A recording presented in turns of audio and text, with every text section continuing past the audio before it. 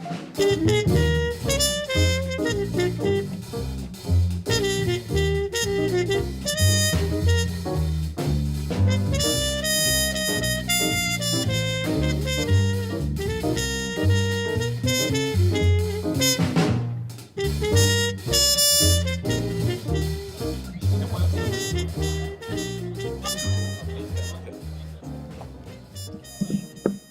evening.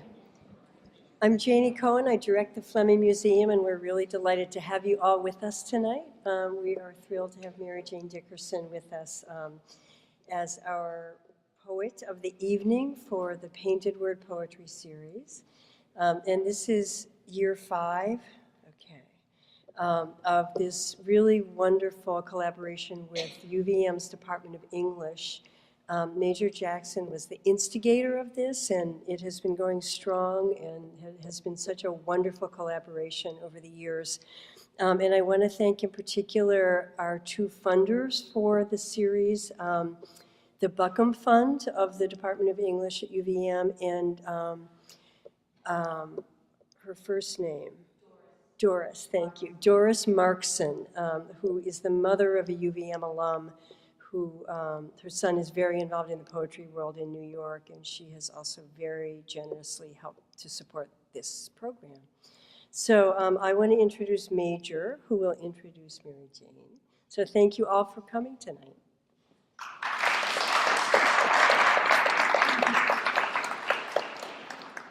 Good evening. So much of the Painted Word poetry series, I'm going to correct my friend Janie Cohen, who said I was the instigator. We both kind of came up with this idea of a monthly poetry reading series throughout the year. But in my mind, it was a way of honoring a lot of the local talent here in Vermont. Vermont has a long history of nurturing and serving as the abode of writers of all genres. And many of them have ties to University of Vermont, and such is the case of our poet tonight, Mary Jane Phillips Dickerson. I often write my introductions, and I realize why I write them so that I can stay on time and stick to the script. But after reading Mary Jane's book, Tapping the Center of Things, I could really go on about its particular pleasures and what I find so important about the work of writers who are enraptured by the act of memory and reflection and give shape to those memories but in language that is stark, startling, and in my mind, such is the case with Mary Jane, particularly healing around a particular time in American life that has to do with the struggle to be human from the perspective of one's ethnicity and race. And it was such a pleasure and surprise to read your work and find so many layers. So I'm very happy that students, and yet another generation of students are engaging you in a different way. Mary Jane Phillips Dickerson was born and raised in North Carolina, yet has spent most of her adult life in Vermont. She lives in Jericho Center. She is a graduate of the University of North Carolina at Greensboro and the University of North Carolina at Chapel Hill. For more than 30 years after beginning her teaching at Campbell University in North Carolina, she has taught literature and writing in the English department at the University of Vermont, from which she retired in 2000, a career that was distinguished by her receiving the Kidder Award, which is one of the highest honors for teaching at the University of Vermont. She was a faculty member at the New England Young Writers Conference at Bread Loaf, held in Ripon, Vermont. Soon after her retirement, she began to conduct an annual April workshop on reading and writing poetry sponsored by the Jericho Center Library in the Deborah Rawson Memorial Library in Underhill, Vermont.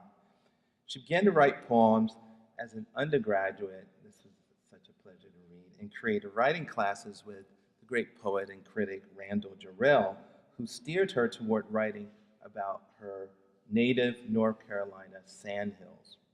She was fortunate enough to study with the great poet Hayden Carruth and to have advice and encouragement from her colleagues in the English department, the late T. Allen Broughton and friends David Hutto and Gita Orth. Fellow Breadloaf poet David Budbill and John Ingalls also offered important encouragement and example. Through the years, she has occasionally had poems published in literary journals and anthologies and given readings around Vermont and in North Carolina. However, in 2013, her first book was published by Tamarac Press entitled Tapping the Center of Things.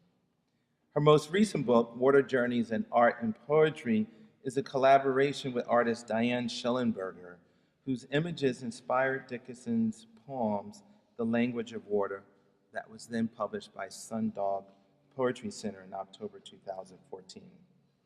I normally in these introductions like to interweave the biographical facts of a writer's life within a larger discussion of what I find enthralling and useful about their work. This evening, I begin with Mary Jane Dickerson's biography because the particulars of her journey as daughter, mother, beloved teacher, and poet so adequately frame in startling ways the experience of reading her wonderful poetry collection, Tapping the Center of Things. My students have been assigned to closely annotate this book, so in an effort to not steal their thunder or foreground too heavily their interpretive work, I will simply say I find her poems freighted with the sensual extravagance of a Southern childhood and the poignancy of a life far from home in Vermont, where memories that enrich and haunt her imagination.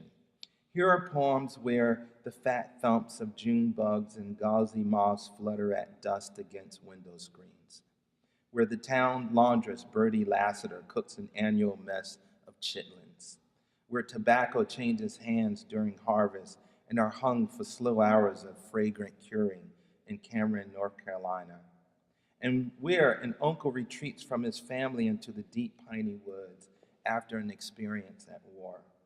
Yet too, here the maples sap, sweet, bleeding, ice skating on a pond as a woman leans into the curves, moose tracks that mammoth across April-sodden grass.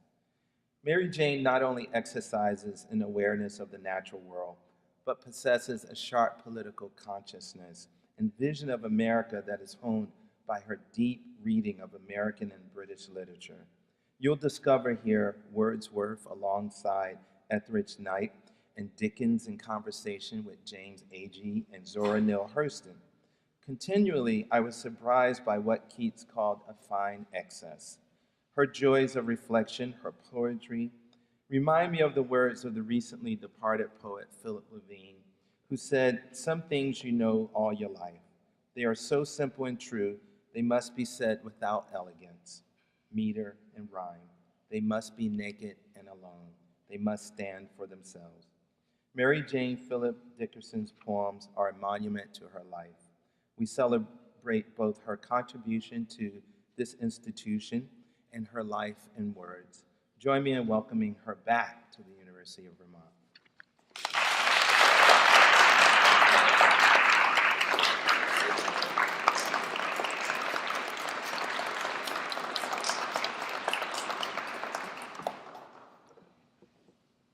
I think I could die and go to heaven right now. I've never had anybody say such things about me, and I am truly humbled and near tears. I think my colleagues in the English department have just helped make my life. And Major and I just passed each other just briefly, but I've kept up with him, and he has meant so much to the English department and to the larger community of poets in Vermont. And I think we are fortunate in what we have here and what I have found here and continue to find here through all the years that I've been here. and looking out at your faces, so many familiar ones, and the student faces, and you do look very much like the ones that I used to have. And not that much seems to have changed. You're still beautiful and handsome.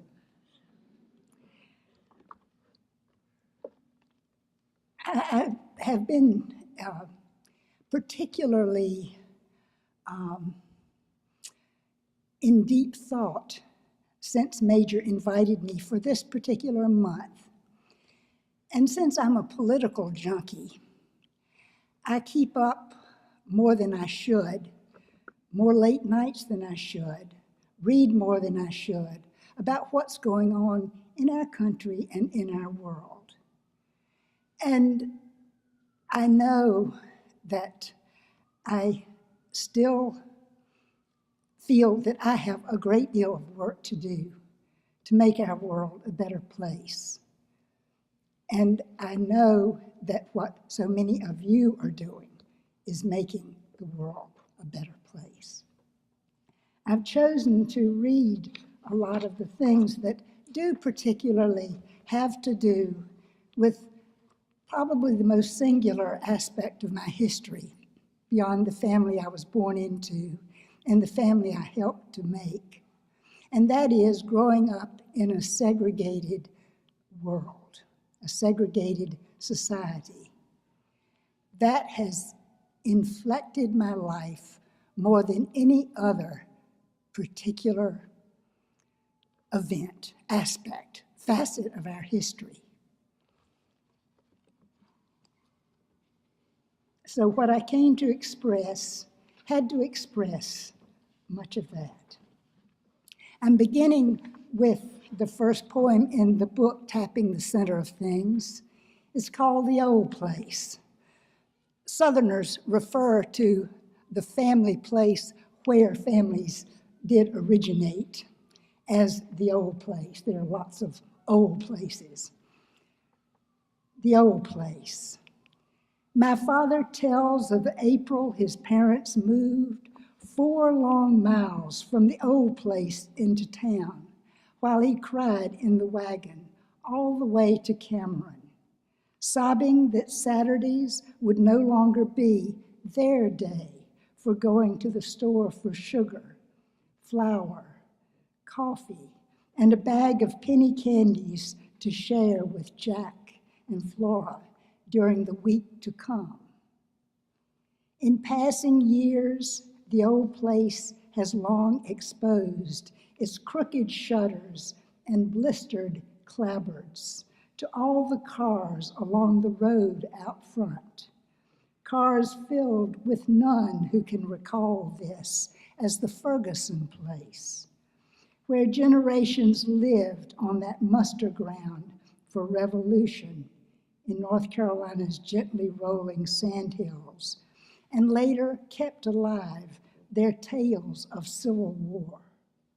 Then, meager crops and one gaunt cow barely fed the women and children who early learned to wrap their arms and faces in tattered strips of rags and stockings against the noonday sun, while they hoed and harvested small patches of corn, turnips, and collard greens, until the day their men returned from faraway battlefields to plant hoarded stores of cottonseed.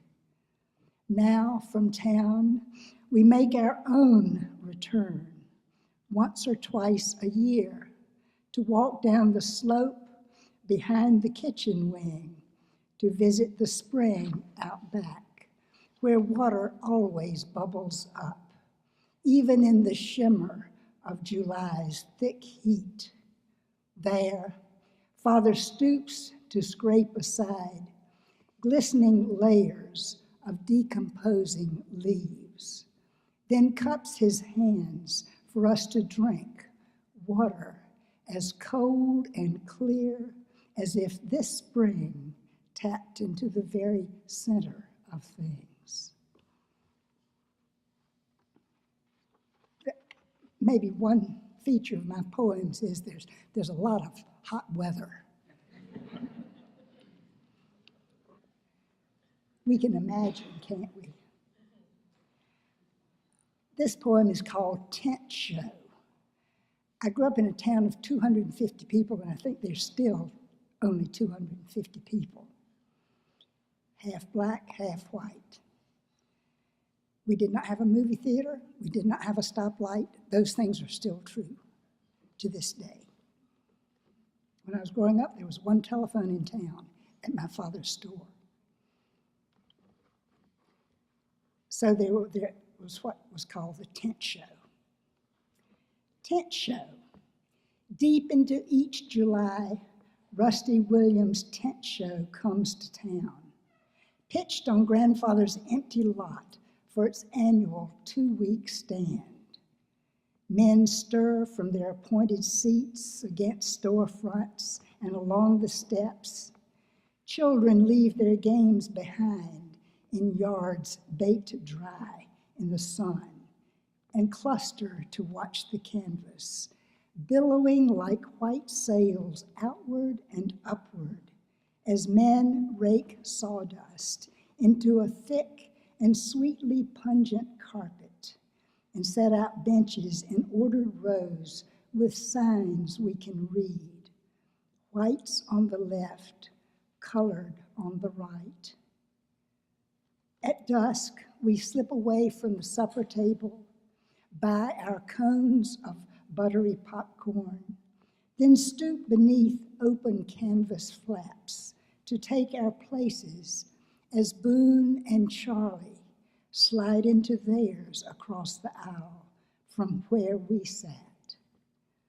Soon the gold-spangled curtain opens and twins dance out, twirling patent leather glittering in the footlights, Shirley Temple in duplicate, blonde ringlets bouncing, slippers tapping to Singing in the Rain.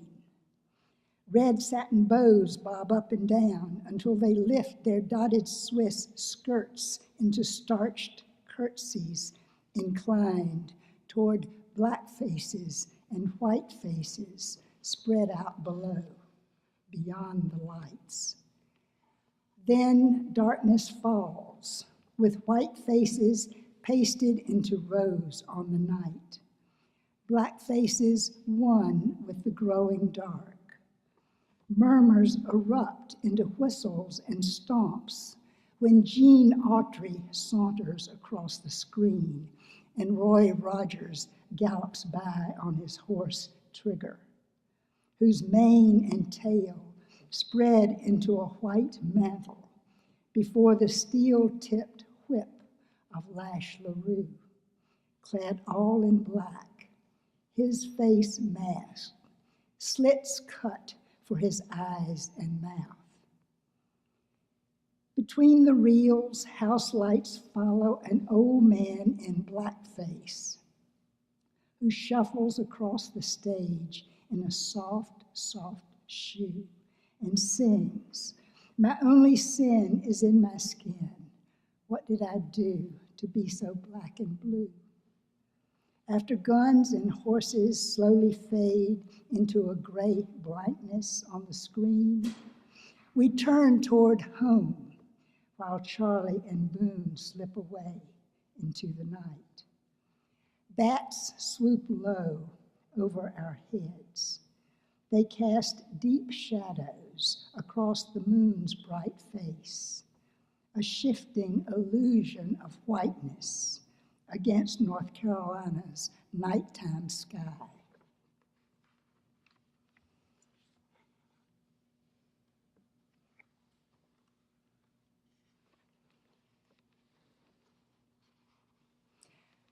The next poem I'm going to read is Tobacco's Harvest. I was speaking right before this all started with somebody I just re-met who had written a piece for the long defunct Vanguard Press, precursor maybe of 7 Days. And when I had given a reading on Church Street, and I said my mother was very disturbed about the picture that was taken to a company because I was holding a cigarette, and it showed up in the picture. The title of this poem is Tobacco's Harvest. In a grainy black and white photograph, Uncle Jack, cigar clamped between his teeth, poses with his hand on the bridle of a disgruntled-looking mule, poised in its traces, about to haul a sledge piled high with prime tobacco toward the waiting hands under the shed roof on the side of the log tobacco barn in the background.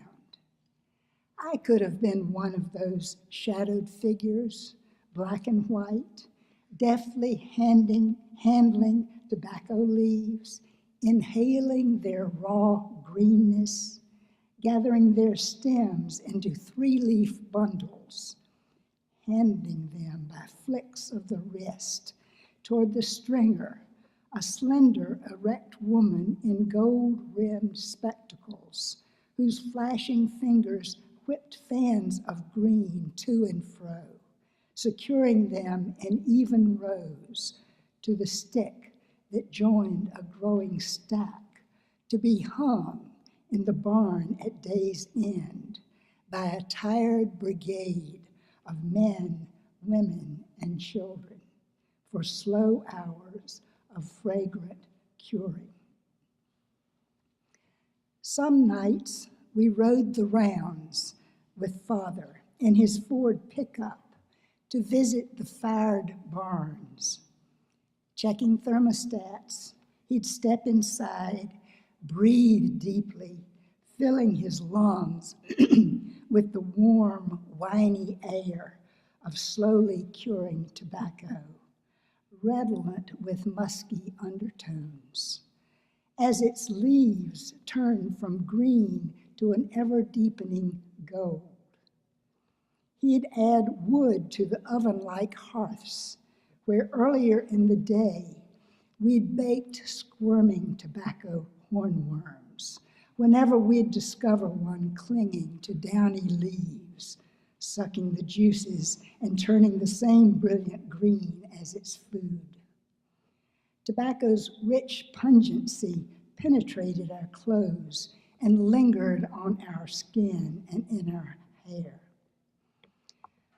What we carried home into the late night air we inhaled, falling asleep to the murmuring voices of mother and father rising in the stairwell, with the sweet intoxication of curing tobacco embedded in Father's clothes. In the gray light before dawn, from mid-July into the laden heat of late August, pickups stopped at porches around the countryside. Black hands extended to haul us into the truck bed where others shifted to make room as we hunkered together on the way to that day's harvest. Watching black women whose supple fingers flew to keep time with eddying flows of talk and laughter, I tried to keep pace with my own flashing fans of tobacco. Sometimes our eyes met as our fingers touched, my image reflected in their dark eyes as they might see theirs in mine. Gazes took us into spaces and places segregated by what none of us then possessed words to express. Silences burdened with unspeakable barriers and taboos we did not know how to overcome, beyond the familiar brush of skin on skin as we handed and tied tobacco through our years of North Carolina summers. A heavily humid July day in Vermont sometimes returns me to the rise and fall of hands, black and blackening, from tarry gum bleeding from tobacco stems, and to the back and forth of Anna Graham's quick fingers, looping bundles of leafy tobacco onto sticks. Coarse green textures of fleshy leaves scrape against my arm, marking my flesh as I lapse into near dream, standing by the horse, that crude skeletal contraption fashioned of wood scraps, its legs cradling the tobacco stick as I anticipate Anna's rhythmic needs. The fluid motion of the handers and stringers merged with the narrative rhythms of stories people wove among the leaves and into the heavy, warm air, heavier now with eruptions of laughter and acrid tobacco juices released into the afternoon's pulsing heat. Whose no-account husband had done what? Whose tongue had gotten her into trouble? Whose child had won Moore County Training School's highest prize?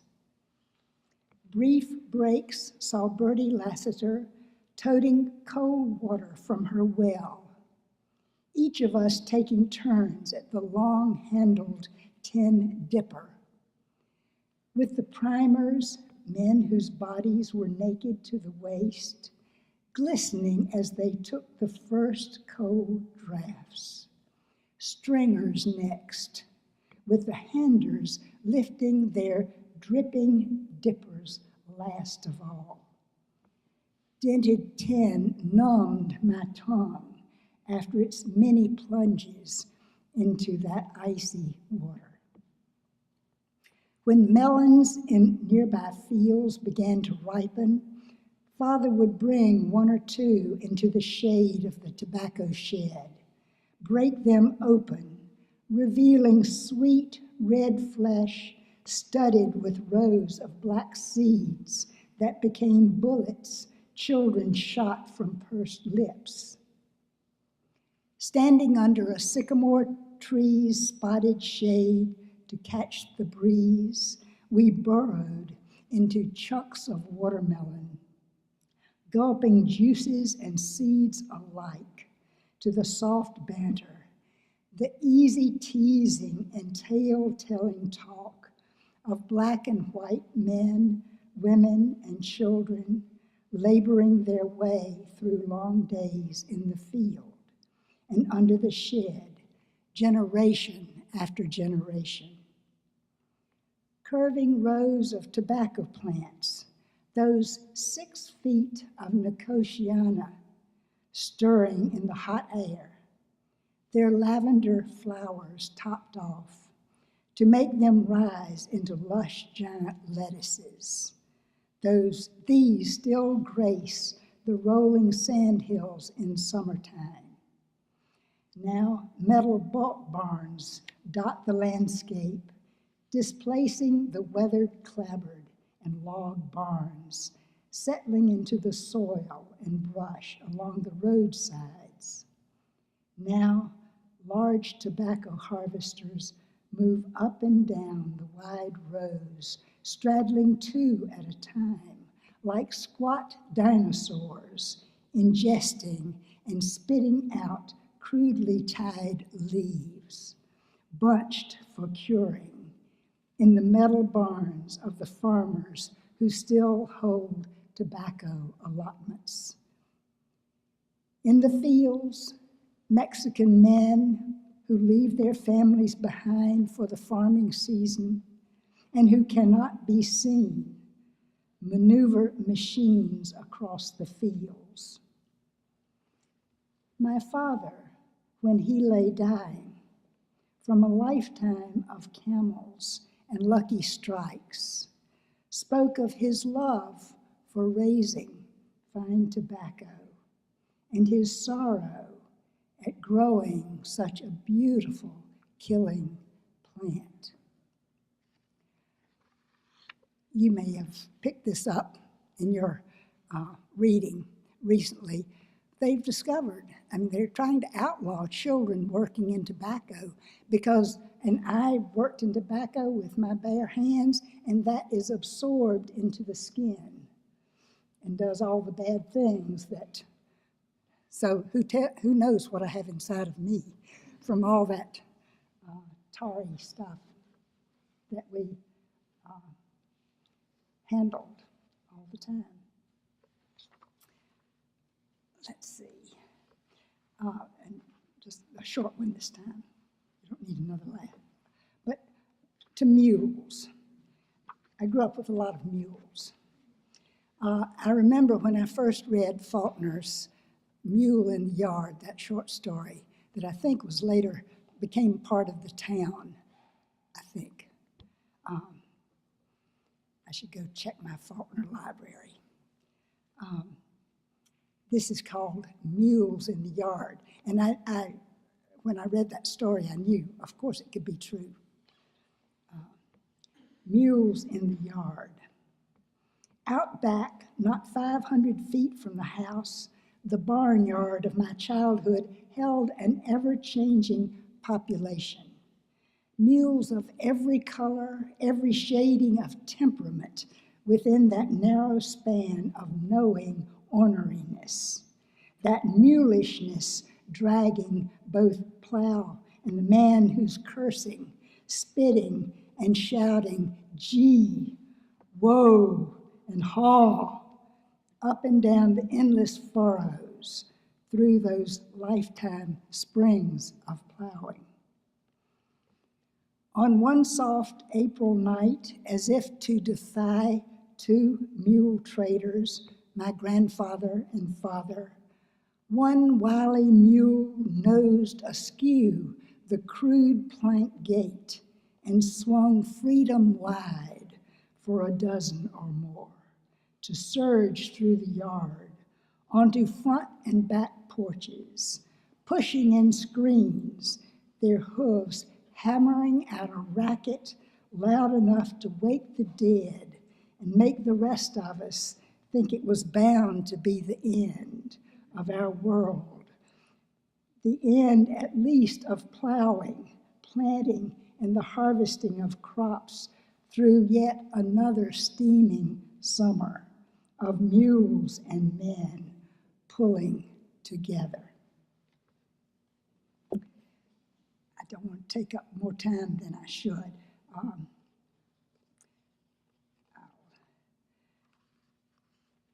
This skips over to my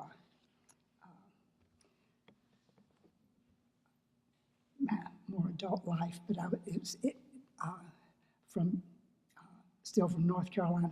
It's called In Black and White. And I think we've been thinking about these scenes a lot recently. In Alabama, television cameras zoom in close to catch burly, barrel-chested white men wielding fire hoses like giant snakes writhing forward to knock young black people off their feet, filling paddy wagons with bodies daily bloodied by police truncheons. In Chapel Hill, on the Pittsboro Road, a middle-aged restaurant owner squats to pee on the prone figure of a slender black man, one of many lining the roadside to protest her whites only window sign.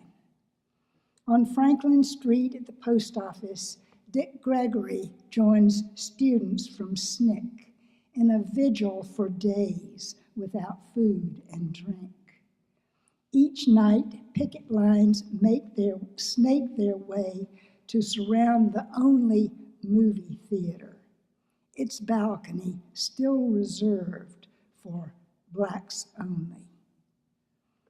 A few white students, like my husband, find a black-owned barber shop for a one-time haircut. Their white presence and uneasy pause in the easy flow of banter and laughter among the barbers and their longtime customers We hand out flyers to elect the first black mayor. And it's easy to go without movies, since we're short of money anyway. Besides, the restaurant on the Pittsboro Road was never known for its barbecue. Night after night, our tiny black and white TV flickers with images of young men and women all over the South, putting their lives on the line. This poem comes out of teaching at UVM. I developed a course called The Literature of the Civil Rights Movement. And I had to tell my students what I didn't do and what I did do. And this poem came out of that.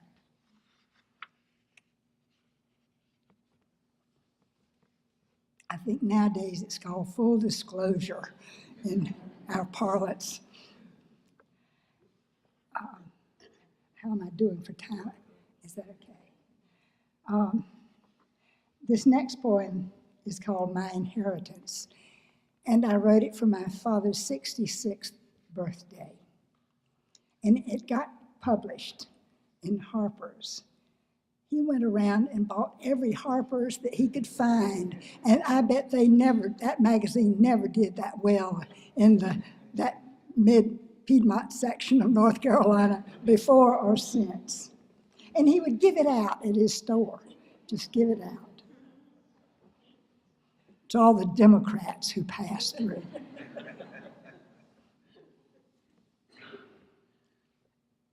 My inheritance is the pool of blood in memory.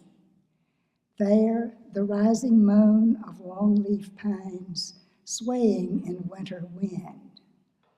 Pans of crackling bread, their aromas steaming from an oven door. Anna's black skin, moist and beautiful, while she balances a wooden flat of dewberries on the plane of her turbaned head. The magnolia leaves, their patterns moving, black and white, over the moonlit wall, bearing me toward sleep, toward dream. In my body move the rhythms of all these and more. On Sunday afternoon rides, my father pulls the green Ford to a dusty stop, alongside the edges of fields that stretch far into haze, the waves of heat. There, I hold out my palms to receive the slender stalks of grain, brittle and top-heavy, with clusters of rye, barley, oats, and wheat. Their nut-like tastes, the shapes of their ripening heads, the earth sounds their names made on my lips.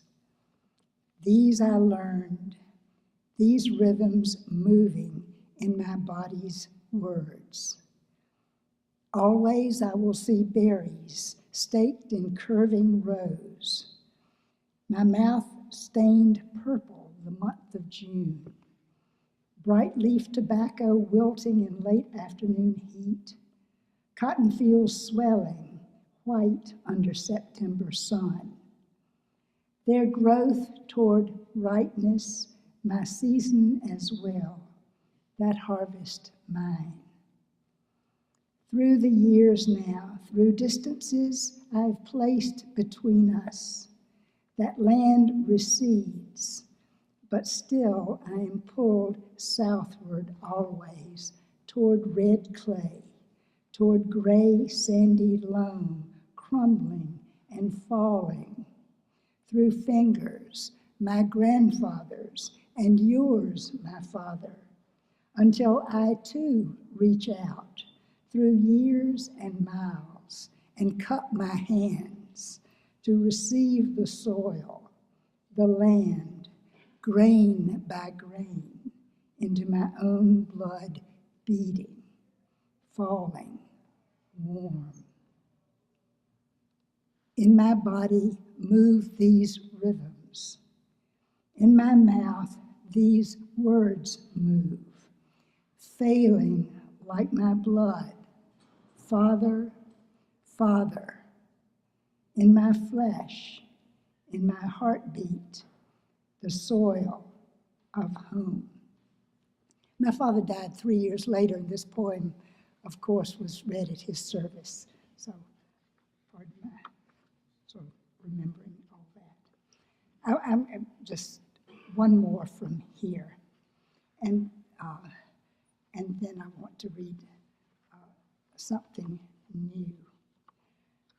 Some of you went to hear Professor Loka Lasambe give his University Scholars lecture this afternoon on colonialism in Africa, and it had a much better title than I just gave it. I don't have the precise title in my head right now, but it was a fascinating lecture, and I mention that for one reason. I was able to go to South Africa and teach at the University of Fort Hare. When I was at Fort Hare, I was in Loka Lasambe's office, and he was, I think, in mine at the University of Vermont. And I met him when I came back, and because I was gone half a year, the remainder of my sabbatical, and then he was here for a whole year. So, and his family was wonderful to me in South Africa, and I got to know Bibi and his children very well. And but I think being in Loka's office did something very important to me. I'm not a superstitious person, and sometimes my spiritual nature, I have to work on it. And but I think something important happened. One important thing that happened being at the University of Fort Hare was that I was the only white person in the room almost always, and that was probably the most important thing I could have happen to me at that time. And they wanted me, I gave lectures on James Baldwin, on Toni Morrison. They wanted me to talk about African-American writers, which was wonderful. I mean, but the irony of this Southern white woman with a Southern accent talking about all this, but I couldn't have had more gracious hosts and more enthusiastic students. This is a poem that came out of that. From the town of Alice on South Africa's eastern cape. Even the earth's color baked into copper, sending up whirls of red dust in the wake of feet in passing combis, reminds me of home, an American South with clay reddened, bloodied with what people do to one another out of fear, caught within ways of being, old habits nobody knows how to change, old reasons nobody knows how to put into words anymore, enmities of color, of love mingled with hate, of sex, of who's boss. Even at a distance, muted voices rise and fall into a sibilance of sounds so familiar, I want to draw nearer until the nearby clicks of Amakosa tongues punctuate the air and swell into women's rhythmic ululating, a passionate tremolo of a language it would take me years to learn. Even vegetation I recognize in ever greater abundance here. Wisteria growing into lavender fences, its heady fragrance filling the car as we pass by. Yams and greens simmering on the stove, the mealy samp with sour milk, so near to grits and buttermilk, I close my eyes, savoring the familiar tastes and textures of this place and home together on my tongue. But the signs I see, like one posted on the University of Fort Hare's library door, Steve Biko, 1946 to 1977, 12 September. Or the one plastered onto the rear of a combi bringing students to the campus. These are the times of tears. These are the times of joy. Let me know I can never claim anything of this place. Let me know I must work hard to be a worthy guest.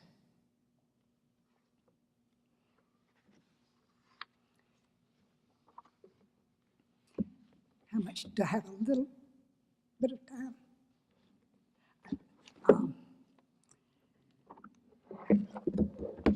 I have a poem about my students in Black, about teaching at the University of Fort Hare, but it is a little bit long. It's a skinny poem, so it goes quickly, but not fat, skinny. And then I have just a very short concluding poem.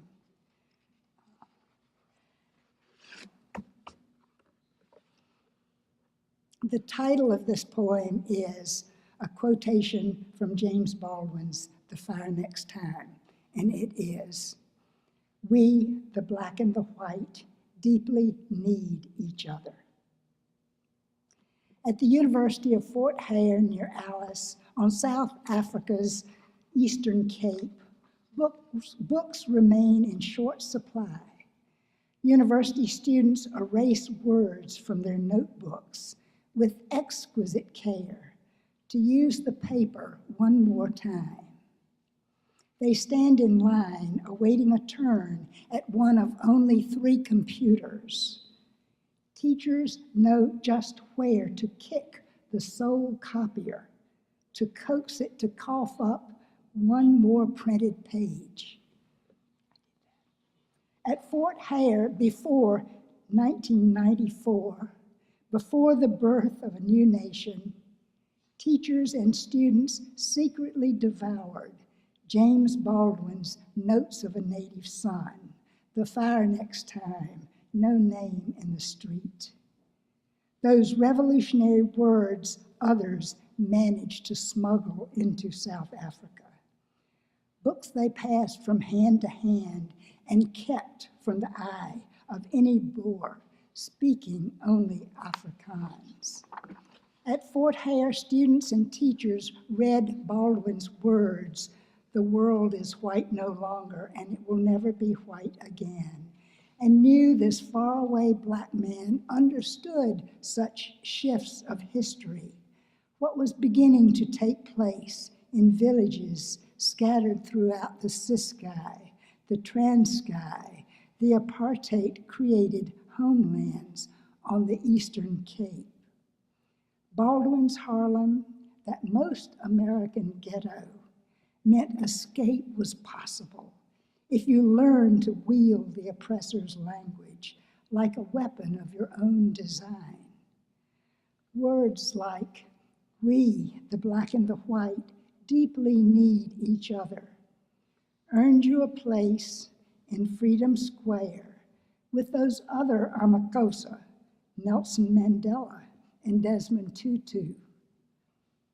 These words empowered you to speak out as Biko had, even as he, sequestered and confined to home in nearby King Williamstown, kept on penning subversive words of revelation. Taken away by South Africa's police, then beaten to death in Pretoria, he had become your own martyr, forging black consciousness and dying for the freedom you have learned how to live. On a sun-drenched summer afternoon in early November, Bondi Biko took me to her family's home in King.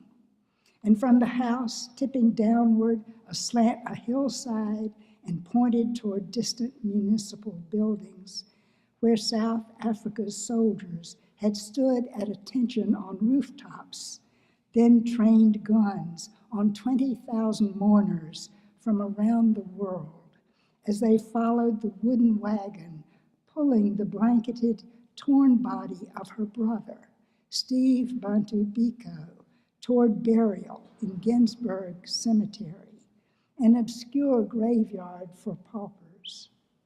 20,000 mourners followed the deeply carved ruts of that red dust road leading nowhere. Bondi Biko's words, her sweeping gestures, almost conjured up Steve Bantu Biko and James Baldwin, larger than life, walking this earth once again to cast gigantic shadows over Fort Hare students as they crisscrossed Freedom Square in their search for ways to claim the country of their ancestors. The new South Africa they wrest into being through urgent words that spill into their notebooks about grandmothers taken at night, hands and feet bound with wire, burned with tires necklaced over their heads, about mothers whose tears course down their faces as they testify before the Truth and Reconciliation Commission in nearby East London, where they describe brutal axings and brayings of their children, their flesh roasting. These are the terrible things I saw with my eyes. A student as lean and lanky as a young Baldwin enters my English department office, flops on the floor to sit with his back against the wall, ready to show me the words he's scribbled onto the worn pages of a battered notepad. He's one of many whose poems are swollen with mothers and grandmothers, grandfathers and brothers, the disappearances, the point-blank shootings with hands tied behind victims' backs. These visions of known horrors he tries to give voice to. Looking up, he cries out that all he wants to do is write, not poems full of what his Amakosa family and others have suffered, but love poems for his sweetheart. Then he goes on to say, these stories are the ones I must tell. At the University of Fort Hare, all vehicles entering and exiting pop their trunks for inspection by guards at the university gates, always on the alert for what might be brought in or spirited away.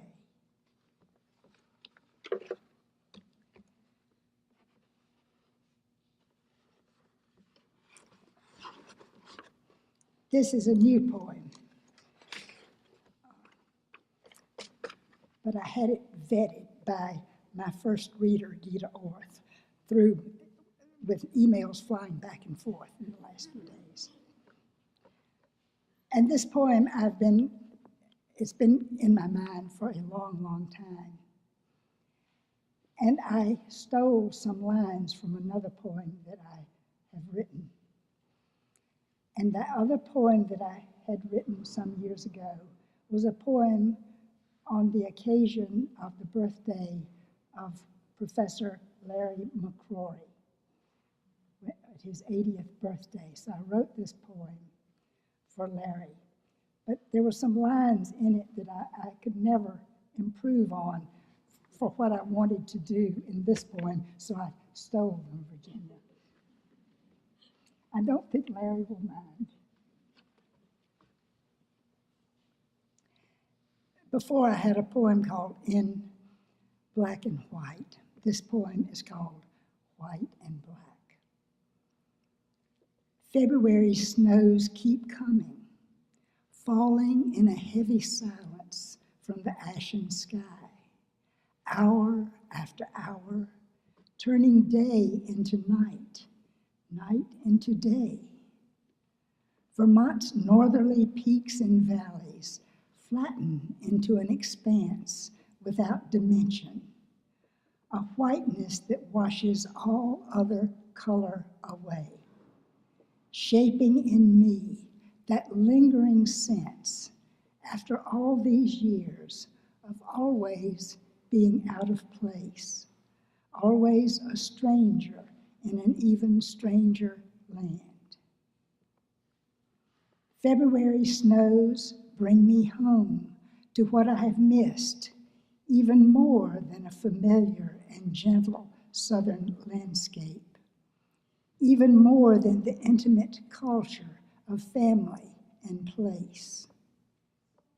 February snows bring me home to what I have missed most from the pulse and rhythm of everyday life, to what turned life itself into possibilities of improvisation. That daily presence of African Americans, Black people whose names and cadence and timbre of voices still reverberate in memory, whose faces still appear everywhere across my homescape and theirs, deep in rural North Carolina. But from my window, only bare-branched trees, stirred by winter's wind into a black hieroglyphics on white parchment, break up a whiteness given shape and meaning by those shadowed contours and lines scripted in black. February's white loneliness hollows out warmth from the body leaning into the howl of blizzard knocking at the door. Yet each February, frozen into place, stirs longing for a landscape soon to be warmed by human figures moving in black and white, whose lives matter, each to the other, whose kinship goes beyond blood, whose intertwined histories of boundaries and bondages shape who we are, who we must become, each in relationship to the other, drawn in white and black.